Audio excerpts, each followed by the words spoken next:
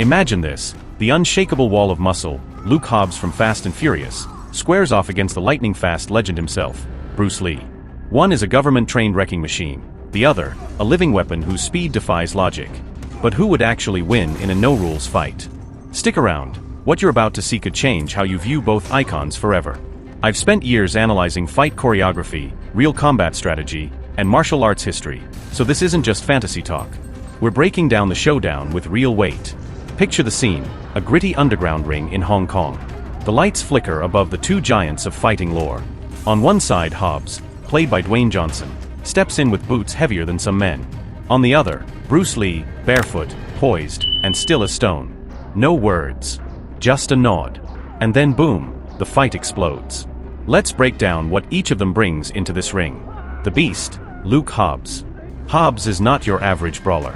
As a former DSS agent and ex-military operative, he's got more tactical training than an entire SWAT team. He's benching cars, ripping through steel doors, and tossing grown men like gym towels. His resilience is freakish. This man once walked away from a helicopter crash with a grin. Add to that his brute strength. He can end fights with one punch. His fighting style? A mix of street brawling, military close-quarters combat, and sheer aggression.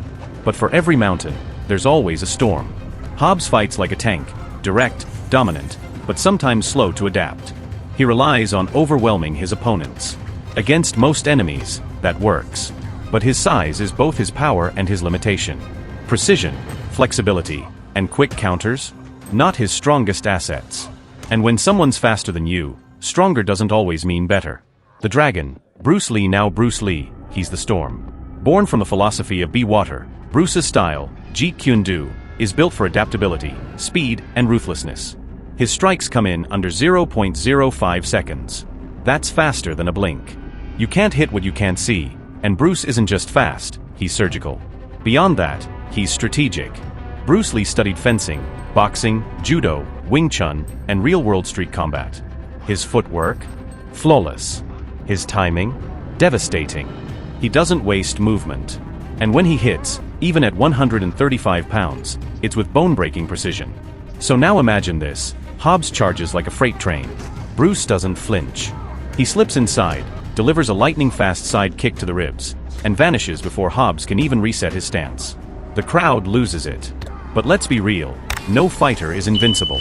Bruce Lee's greatest disadvantage here? Size. Hobbs has nearly 150 pounds on him. A single clean shot from Hobbs could end it all. In terms of raw power, Bruce can't compete. He must avoid being grabbed, cornered, or caught in close. And here's the truth, Bruce never fought in full-contact MMA-style matches against men of Hobbs' size. Some say he was untested. Others say he was untouchable. The first few seconds are chaos. Hobbs swings with a hammer fist that cracks the floor when it misses. Bruce dances around, tagging the ribs, the knees, the neck. Every hit is surgical, designed to wear the giant down. But then, Hobbs grabs him. The room goes silent.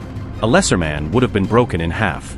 But Bruce counters mid-air, twisting like a cat, elbowing the temple. Hobbs stumbles. Blood. Now it's war. Now the fight isn't just physical, it's psychological. Hobbs is used to dominating. Bruce fights with precision under pressure. The more Hobbs swings, the more Bruce flows, redirecting force, cutting angles, tiring the beast out. In the end, power meets precision. But this isn't a movie fight. In the real world, the winner isn't the biggest or the strongest. It's the one who controls the tempo, sees 3 moves ahead, and never gets hit clean. Bruce Lee wins this showdown. Why? Because speed kills. Because stamina outlasts brute force. Because strategy beats rage. He doesn't overpower Hobbs, he outsmarts him, outpaces him, and picks him apart until the beast has no breath left to roar. 2 legends.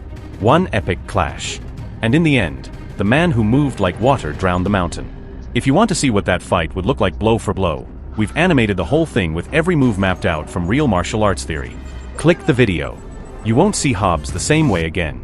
Wanna see Bruce Lee take on John Wick next? Let me know in the comments. Who would you want Bruce Lee to fight in the next showdown?